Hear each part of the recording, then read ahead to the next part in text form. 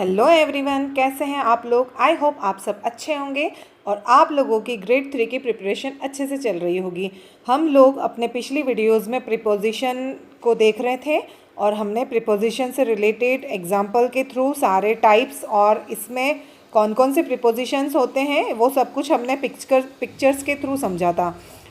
और मैं पिक्चर्स इसलिए लगाती हूँ ताकि समझने में इजीली रहे और देखने में भी अच्छा लगता है, थोड़ा सा प्रैक्टिकली हो जाता है ना, तो एग्जाम्पल अच्छे से समझ में आते हैं। ओके, तो अब हम आगे इससे रिलेटेड कुछ इम्पोर्टेंट एमसीक्यूज़ देखने वाले हैं और ये हमारा प्रीपोजिशन का सेकंड पार्ट रहेगा। आपको कैसा लगता है प्लीज़ मुझे कमेंट करके ज़रूर बताइएगा। और अगर अभी तक आपने मेरे चैनल को सब्सक्राइब नहीं किया है तो आप चैनल को सब्सक्राइब कीजिए और बेल आइकन को ज़रूर प्रेस कीजिएगा। ओके, और आपको वीडियो कैसा लगता है लाइक करके और कमेंट करके मुझे ज़रूर बताना। ओके, चलिए, तो अब हमारा फर्स्ट क्वेश्चन है she is found blank music. Okay, और एग्जामिनर प्रीपोजिशन एग्जामिनर का क्या बोल सकते हैं, फेवरेट टॉपिक है ना।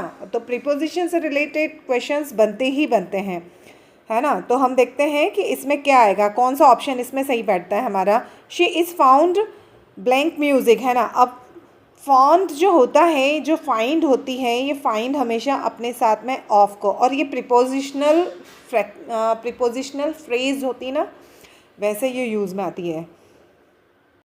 और एग्ज़ाम में जो एग्ज़ामिनर क्वेश्चंस पूछते हैं ना, तो उसमें क्या होता है कि प्रीपोजिशन को हमेशा प्रीपोजिशनल फ्रेज के साथ में ही पूछेगा आपको। ओके, चलिए, तो हम देखते हैं। हमारा फर्स्ट क्वेश्चन है she is found blank music. तो इसमें फाउंड जो होता है या फाइंड होता है, ये फाइंड की सेकंड फॉर्म होती है ना। तो ये जो फाइंड होती है ना, फाइंड की सेकंड थर्ड फॉर्म है ये, है ना। तो ये ना हमेशा अपने साथ में फाइंड ऑफ को लेके मतलब कैरी करता है। ओके, तो इसमें हमेशा हमको ऑफ ही लगाना है। इसमें देखो, इसका एक्सप्लेनेशन भी दिया हुआ है, एक सेकेंड, चलिए। Found is always followed by the preposition of. Okay, I hope आपको समझ में आया होगा कि फाइंड जो होती है, फाइंड की ये ना सेकेंड और थर्ड फॉर्म दोनों होती है ना, फाइंड फाउंड है ना। तो अब इसमें क्या होता है कि ये जो है ना, ये हमेशा अपने साथ में ऑफ को कैरी करता है, ऑफ, है ना। तो आपको ये याद रखना है कि जब भी कभी आपको ये फॉन्ट दिखे तो आपको ऑफ लगाना है। ओके, चलिए, नेक्स्ट क्वेश्चन है हमारा, question number second. The cat is hiding blank the table. अब टेबल है और केट हाइड कर रही है ना। तो हाइड कहाँ करते हैं हम, टेबल के अंदर करेंगे, ना कि टेबल के ऊपर करेंगे, है ना। तो ऑन नहीं आएगा, ओवर नहीं आएगा, एबव नहीं आएगा, बचा अंडर। अंडर यानी अंदर की साइड में, टेबल के नीचे मतलब, है ना, जहाँ से टेबल का चारों ओर कवर होता है। तो हमारा आंसर होगा इसमें ओवर। Okay, sorry, under. अब इसका एक्सप्लेनेशन भी देख लेते हैं कि under indicate the lower position directly beneath. Under जो होता है वो टेबल के नीचे, और नीचे वाला जो लोअर पोजीशन होता है उसको डेडिकेट करता है। चलिए, क्वेश्चन नंबर थर्ड है हमारा, he will arrive blank Monday morning. अब इसको मैं नहीं बताऊंगी, इसको मैं ऊपर आपको वीडियो में पूरा अच्छे से, अपनी जो पिछली वीडियो थी उसको अब मैं आपको अच्छे से समझा चुकी थी कि एट कहाँ आता है, इन कहाँ आता है, ऑन कहाँ आता है। ओके, तो हम इसमें सीधे अपना आंसर करेंगे कि इसमें आएगा ऑन। इसका आंसर होगा हमारा ऑन होगा। Okay, he will arrive on Monday morning, है ना। ठीक है, चलिए, नेक्स्ट क्वेश्चन है हमारा, देखिए इसका एक्सप्लेनेशन है, on is used with day and dates. चलिए, मैंने आपको बता ही दिया है, कोई बात नहीं, एक्सप्लेनेशन तो इसमें दिया हुआ है तो मैं कर ही देती हूँ कि ऑन जो होता है वो डे और डेट, है ना, इसके साथ में हमेशा आता है, तो हमेशा ऑन मंडे। चलिए, नेक्स्ट क्वेश्चन हमारा, question number 4, we met blank the mall, है ना। अब कहीं प्लेस होती हैं, कोई प्लेस होती हैं, कोई जगह होती हैं, तो उसके लिए मैंने बताया था आपको कि 8 आता है ना। अगर आपने मेरी पिछली वीडियोस नहीं देखी है तो आप जाकर अच्छे से देखिएगा, आपको पूरे कॉन्सेप्ट क्लियर हो जाएगा कि मैं इनमें ऑन, 8, इन क्यों फील कर रही हूँ। चलिए, तो क्वेश्चन नंबर हमारा 4th है और 4th का आंसर होगा हमारा we met at the mall. Okay, चलिए, नेक्स्ट क्वेश्चन है हमारा। अब देखिए यहाँ पे दिया हुआ है, at is use by specific place, है ना। जो कोई मतलब एक प्लेस ऐसी होती है जो फिक्स्ड हो गई है, और अगर कोई स्पेसिफिक और कोई फिक्स्ड प्लेस होती है तो 8 यूज़ में आता है। चलिए क्वेश्चन नंबर 5 है हमारा, she walked blank the room quietly, है ना। अब रूम है और वो रूम में ऐसे ऐसे इधर से उधर अपना घूम रही है ना। तो ये रूम है और ये रूम क्या है, बंद है, मतलब रूम के अंदर है। तो अंदर है और अंदर है और मूवमेंट हो रही है, तो मूवमेंट होती है तो हम क्या यूज़ करते हैं, हम यूज़ करेंगे into. She walked into the room quietly. Okay, चलिए नेक्स्ट है हमारा question number 6, they have been living here blank 2015। Okay, अब यहाँ पे दिया हुआ है, ये हमारा टेंस है ना। अब आपने टेंस पढ़े होंगे, प्रेजेंट टेंस होता है ना, फिर पास्ट टेंस होता है, फ्यूचर टेंस होता है। अगर आपने नहीं पढ़ा है तो आप मुझे कमेंट करके बताना, मैं आपको टेंस पूरा अच्छे से सारे कॉन्सेप्ट क्लियर करवा दूंगी। टेंस के भी मैं टेंस आपको अच्छे से पढ़ाऊँगी, लेकिन आपको मुझे इसके लिए कमेंट करना पड़ेगा, बताना पड़ेगा। ओके, मैं तभी टेंस का अपना पूरा नया सेशन लेकर आऊँगी। तो इसमें क्या आएगा, अब ये टेंस है और टेंस है और एक ईयर दिया हुआ है ना। फिक्स्ड मतलब ईयर है 2015, तो इसमें हम लगाएंगे सिंस, है ना, सिंस लगाएंगे। लेकिन सिंस क्यों लगा यहाँ पे, जो ईयर है वो ईयर पूरा ईयर हो सकता है ना। ईयर है ना, पूरा हो सकता है, ज़रूरी नहीं है कि एक मतलब एक कोई चीज़ फिक्स हो जाती है। जैसे 2015 है तो 2015 में जनवरी होता है, फरवरी होता है, मार्च, अप्रैल, मई, जून, जुलाई, है ना, सारे मंथ होते हैं। तो फिक्स्ड नहीं है पूरे साल में कभी भी, है ना। तो ऐसे चलिए देखिए, यहाँ पे एक्सप्लेनेशन भी दिया हुआ है। Since is used with specific point in time, एक टाइम को पॉइंट कर दिया है कि 2015 में। अब 2015 में ही, ना 2014 में, ना 2013 में, ना 2016 में। तो यहाँ पे टाइम को पॉइंट किया है ना। यहाँ पे किसी मंथ को या और कोई चीज़ नहीं बताई है, तो हम यहाँ पे सिंस यूज़ करेंगे। चलिए नेक्स्ट हमारा क्वेश्चन नंबर 7 है, he divided the apple blank 2 parts, है ना। अब 2 पार्ट्स में एप्पल है, ये हमारा एप्पल है और इस एप्पल को हम डिवाइड कर रहे हैं 2 पार्ट्स में। तो ये फर्स्ट पार्ट हो गया, ये सेकंड पार्ट हो गया हमारा, है ना। अब इसमें ये एक ही एप्पल है और एक एप्पल को हम मूव कर रहे हैं 2 पार्ट्स में, तो हम क्या करेंगे, इनटू करेंगे, इनटू। ओके, एप्पल को 2 टुकड़े में बांट रहे हैं हम, एप्पल को हम डिवाइड कर रहे हैं 2 पार्ट्स में, तो हम क्या यूज़ करेंगे इसमें, into. He divide the Apple into 2 parts. Okay, चलिए नेक्स्ट हम इसका एक्सप्लेनेशन देख लेते हैं।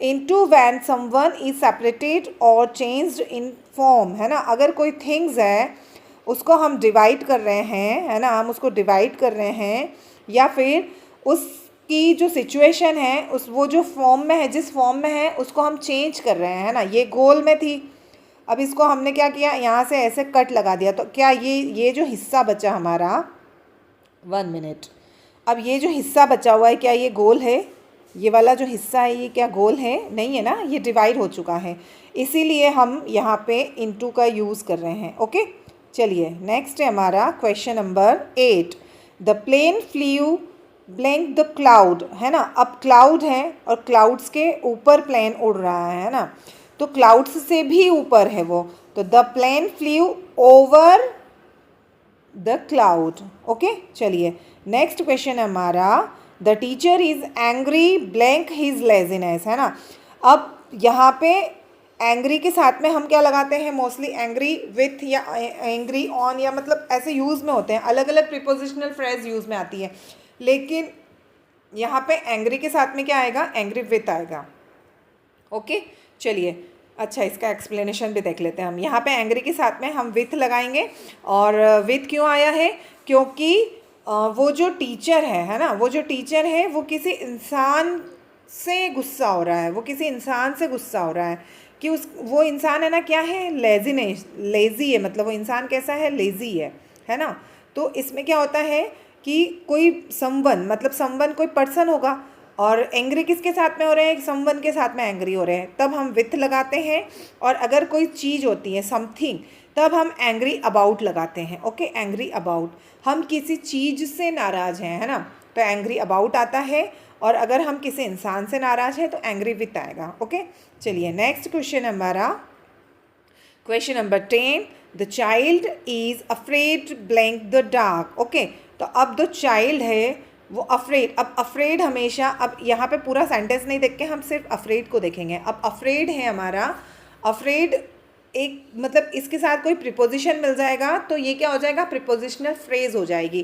तो अफ्रेड के साथ में हमेशा ऑफ यूज़ होता है। ओके, अफ्रेड के साथ में हमेशा ऑफ यूज़ आता है क्योंकि ये करेक्ट फ्रेज बन जाती है।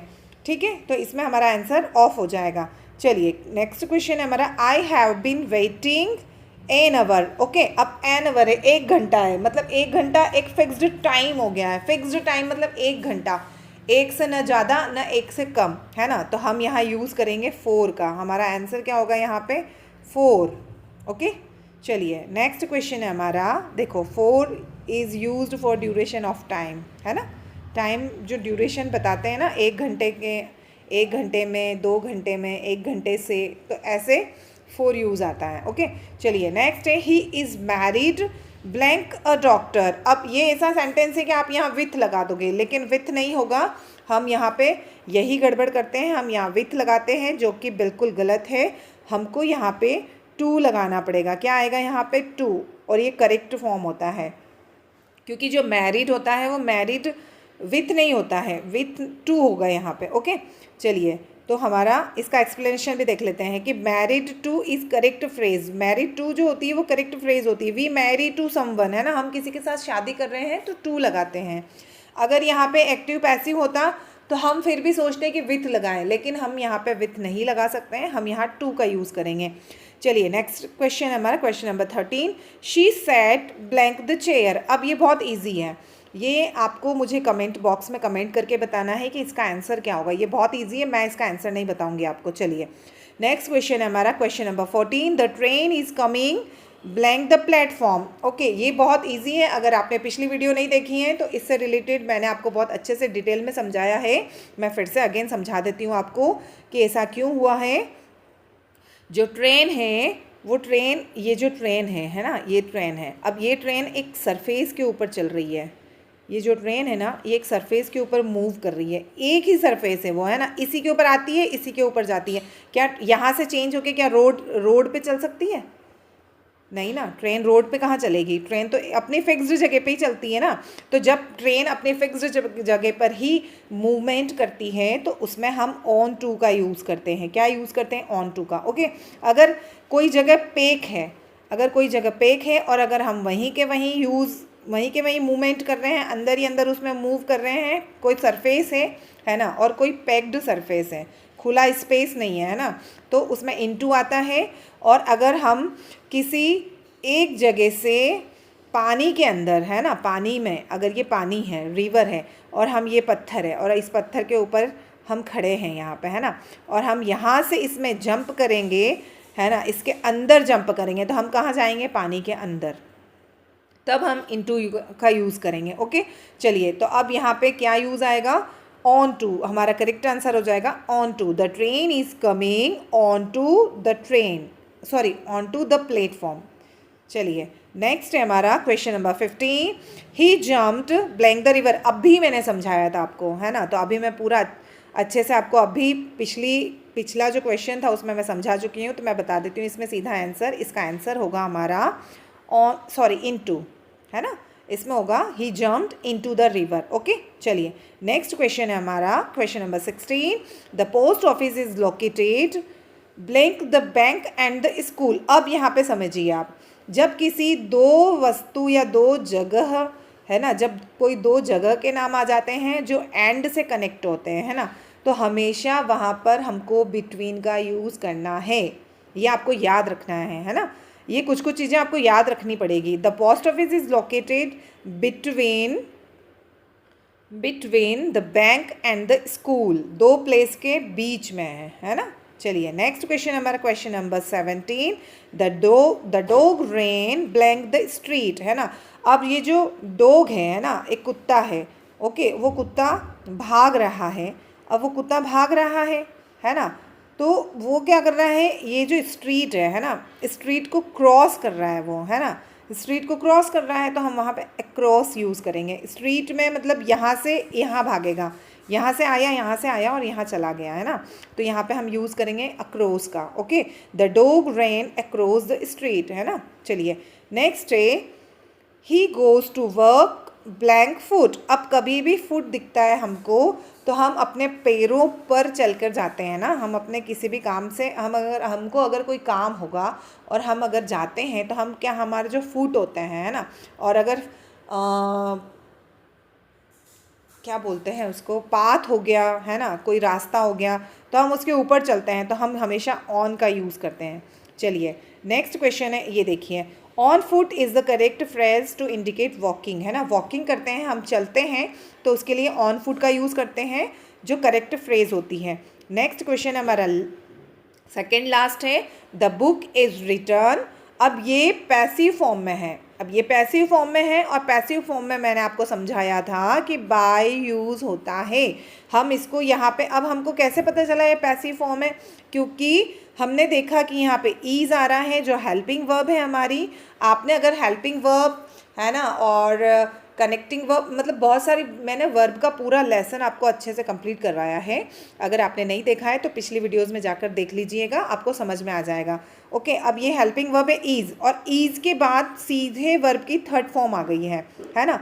हम यहाँ देख रहे हैं ईज़ आया और ईज़ के बाद सीधी थर्ड फॉर्म आ गई है ना, और इसमें ऑब्जेक्ट आगे है, सब्जेक्ट पीछे है ना। तो ये इसको देख के हमको समझ में आता है कि ये पैसिव फॉर्म में है, और पैसिव फॉर्म है मतलब यहाँ पे हम बाय का यूज़ करेंगे। चलिए नेक्स्ट हमारा लास्ट क्वेश्चन है, और लास्ट क्वेश्चन का आंसर मैं बताने से पहले आपको याद दिला देती हूँ कि आपको चैनल को सब्सक्राइब ज़रूर करना है और बेल आइकन को प्रेस कर दीजिएगा, क्योंकि बेल आइकन प्रेस करेंगे तो आपको मेरे सारे वीडियोस टाइम टू टाइम मिलते रहेंगे। चलिए नेक्स्ट क्वेश्चन हमारा लास्ट, दे लाफ्ड ब्लैंक हिज जोक, है ना। अब लाफ्ड हमेशा अपने साथ में 8 को कैरी करता है ना, 8 को कैरी करता है हमेशा अपने साथ में। देखिए इसका आंसर भी 8 होगा, है ना। Laughed 8 is correct phrase to show the cause of laughter, है ना। अगर हम हंसे तो हम किसी कारण से हंसे हैं ना, तो हमेशा कारण से हंसते हैं तो एक करेक्ट फ्रेज यूज़ होती है, प्रीपोजिशनल फ्रेज होती है ना, वो लाफ्ड 8 होगी। ओके, आई होप आपको मेरा सेशन पसंद आया होगा। अगर आपको कोई डाउट होता है तो आप मुझे प्लीज़ कमेंट करके बताइएगा, और आपको अगर ऐसे ही क्वेश्चंस और ऐसे ही सेशंस अगर आपको चाहिए तो आप मुझे लाइक और सब्सक्राइब करिएगा। मैं ऐसे ही सेशंस आपको लाती रहूँगी, और कमेंट करके मुझे बताना कि आपको ये कैसा लगता है। चलिए okay, bye bye, thank you.